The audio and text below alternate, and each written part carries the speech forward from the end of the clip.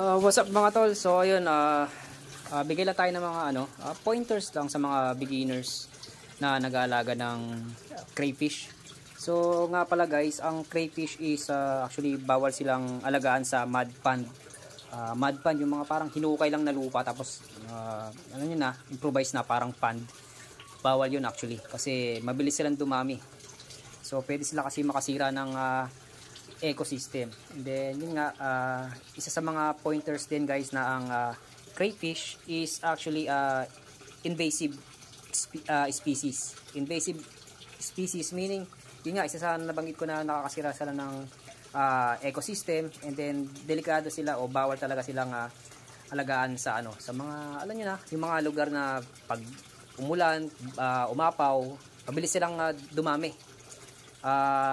Katulad nung katulad nung alam niyo na balita na na janitor fish. So parang ganun din 'yun. Pag dumami, pwede silang makasira ng ibang species o ng mga school of fish. So bawal talaga guys na alagaan sila. So dapat talaga nakasecure sila sa mga katulad ng mga ganito, container or trapal pond, mga customized na mga container.